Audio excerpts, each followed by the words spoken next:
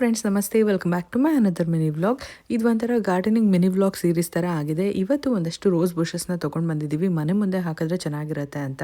ನೀವೆಲ್ಲ ಗಾದೆ ಮಾತು ಕೇಳೇ ಇರ್ತೀರಾ, ಕೈ ಕೆಸರಾದರೆ ಬಾಯಿ ಮೊಸರು ಅಂತ. ಆದರೆ ಇವಾಗ ಹೆಂಗಾಗಿದೆ ಅಂದರೆ ಗ್ಲೌಸ್ ಕೆಸರಾದರೆ ಗಾರ್ಡನ್ ಹಸಿರು ಅನ್ನೋ ಥರ ಆಗಿದೆ. ಇದಕ್ಕೆ ಎರಡು ಥರ ಕಾರಣ ಇದೆ.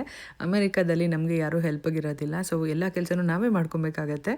ಸೊ ಪ್ರತಿ ಸರಿ ಕೈ ತೊಳೆದು ಹೋಗಿ ಬಂದು ಮಾಡೋಕ್ಕಾಗೋದಿಲ್ಲ. ಇನ್ನೂ ಒಂದು ಬಂದು ಇಲ್ಲಿ ಮಣ್ಣು ಕೂಡ ಸ್ವಲ್ಪ ಹಾರ್ಡಾಗಿರುತ್ತೆ, ಅಂದರೆ ಗಟ್ಟಿ ಇರುತ್ತೆ ಅಂತ ಹೇಳ್ಬೋದು, ಕ್ಲೇ ಮಣ್ಣು ಥರ. ಸೊ ನಮ್ಮೂರಲ್ಲಿರೋ ಮಣ್ಣು ಥರ ಅಲ್ಲ, ಸ್ವಲ್ಪ ಡಿಫ್ರೆಂಟಾಗೇ ಇದೆ ಅಂತ ಹೇಳ್ಬೋದು. ಇನ್ನು ಇಲ್ಲಿ ನೀವು ನೋಡ್ತಾ ಇರ್ಬೋದು ನಾವು ಮಾಡಿರೋಂಥ ಅವಾಂತರ.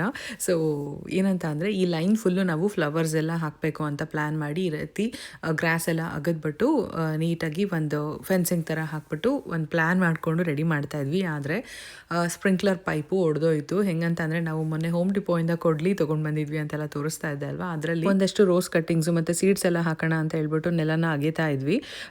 ಅದು ಸ್ಪ್ರಿಂಕ್ಲರ್ ಕಟ್ಟಾಗೋಯ್ತು ಪೈಪ್ ಅಂತ ಹೇಳ್ಬೋದು. ಸೊ ಹಾಗಾಗಿ ಬೇರೆ ಯಾರನ್ನಾದರೂ ಕರೆಸಿ ಎಲ್ಲ ಮಾಡಿಸೋದಕ್ಕೆ ತುಂಬಾ ದುಡ್ಡು ಖರ್ಚಾಗುತ್ತೆ, ನಾವೇ ಎಲ್ಲ ಮಾಡ್ಕೊಬೇಕಾಗತ್ತೆ ಇಲ್ಲಿ. ಸೊ ಹಾಗಾಗಿ ಹಸ್ಬೆಂಡ್ ಲೋವ್ಸ್ಗೆ ಹೋಗಿ ಒಂದು ಹೊಸ ಪೈಪು ಮತ್ತು ಅದಕ್ಕೆ ಬೇಕಾಗಿರೋಂಥ ಪ್ರೈಮರ್ ಸಿಮೆಂಟ್ ಎಲ್ಲ ತೊಗೊಂಡು ಬಂದ್ಬಿಟ್ಟು ನೀಟಾಗಿ ಫಿಕ್ಸ್ ಮಾಡಿದ್ರು. ಸೊ ಇದೆಲ್ಲ ಫಿಕ್ಸ್ ಮಾಡಿದಾಯಿತು. ಸರಿ, ಈ ಲೈನಲ್ಲಿ ಬೇಡ, ಇನ್ನೊಂದು ಲೈನಲ್ಲಿ ನೀಟಾಗಿ ಅಗದ್ಬಿಟ್ಟು ಸೀಡ್ಸ್ ಎಲ್ಲ ಹಾಕೋಣ ಅಂತ ಪ್ಲ್ಯಾನ್ ಮಾಡಿಕೊಂಡ್ರೆ ಒಂದು 3-4 ಕಡೆ ಹಾಕಿದ್ವಿ. ಇನ್ನೊಂದು ಕಡೆ ಹಾಕೋಣ ಅನ್ನೋಷ್ಟರಲ್ಲಿ ಮತ್ತೆ ಅಲ್ಲೂ ಪೈಪ್ ಕಟ್ಟಾಯಿತು. ಸೊ ಅಲ್ಲಿಂದ ಸ್ವಲ್ಪ ಕ್ರಾಸಾಗಿ ಕನೆಕ್ಷನ್ ಹೋಗಿದೆ ಅನಿಸುತ್ತೆ. ನೋಡಿ, ಇದೆ ಅದು ನಾವು ತಂದಿರೋ ಅಂಥ ಪ್ರೈಮರ್ ಆ್ಯಂಡ್ ಸಿಮೆಂಟು. ಸೊ ತುಂಬಾ ನೀಟಾಗಿ ಫಿಕ್ಸ್ ಆಯಿತು ಅಂತ ಹೇಳ್ಬೋದು. ಅಮೇರಿಕಾದಲ್ಲಿ ಯಾರಾದರೂ ನನ್ನ ವೀಡಿಯೋಸ್ ನೋಡ್ತಾ ಇದ್ದರೆ ಯೂಸ್ ಆಗಲಿ ಅನ್ನೋದಕ್ಕೋಸ್ಕರ ಶೇರ್ ಮಾಡಿದೆ. ಇನ್ನು ಮನೆ ಮುಂದೆ ರೋಸ್ ಬುಷಸ್ನ ಹಾಕಿದ್ವಿ.